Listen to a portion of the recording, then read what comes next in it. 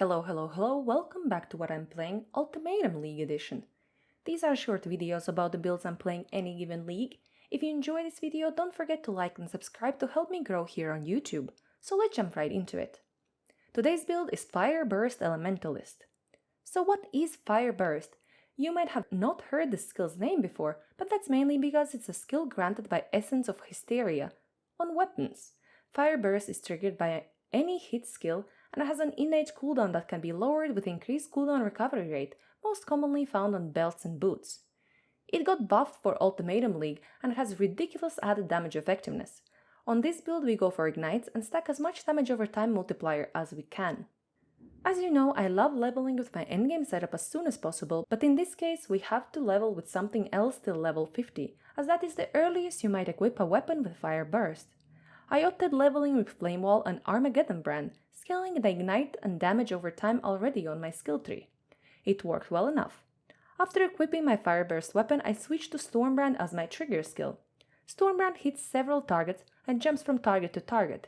We also opt into Ignite Proliferation to help clear packs faster, especially because Fire Burst has that pesky cooldown.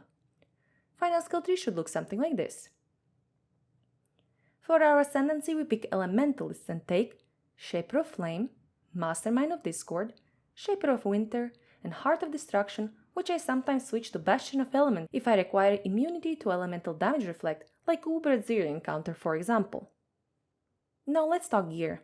In the endgame, I've decided to follow the example of Dirty Dan by stacking Elder-influenced items together with Blasphemer's Grasp. As I wanted to do it as budget-friendly as possible, I tried to craft as many things as I could myself, and only very late in the build development did I get Elder Calm's Heart, and even later Elder Rearguard. Another standout piece is my helmet, as we choose the ritual-based Demon Crown.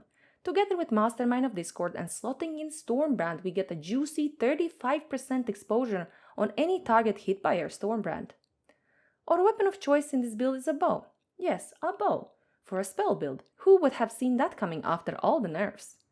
Anywho, bow is just a very easy base to craft for our needs, and we can squeeze in a quiver in this build that in our case provides us with some block, but it could be any old rare Elder quiver if you didn't want to dish out many exalts for the unique.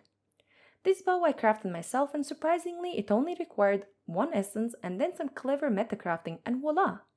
The rest of the pieces, apart from a replica Ember Wake we used to get even faster ignites, are just your regular Elder bases with a bunch of life and resistances.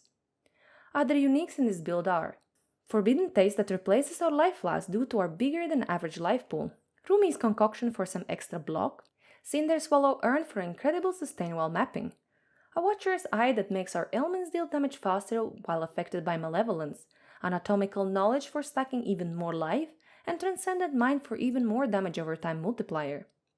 As you might know, most damage over time builds choose to get most of their damage from cluster jewels, and this build is no exception.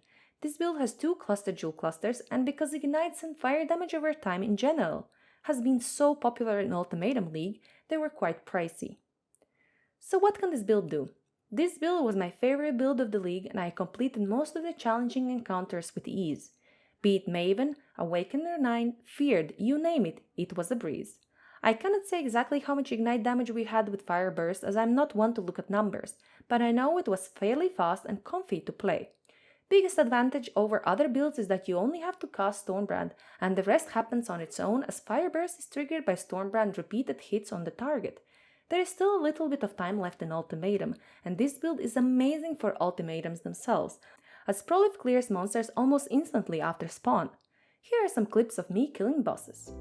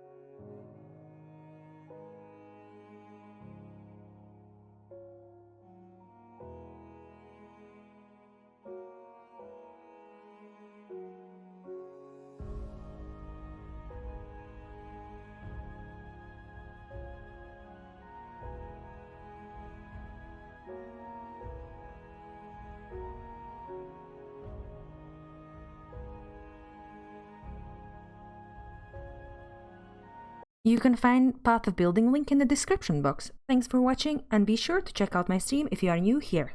Bye, bye, bye.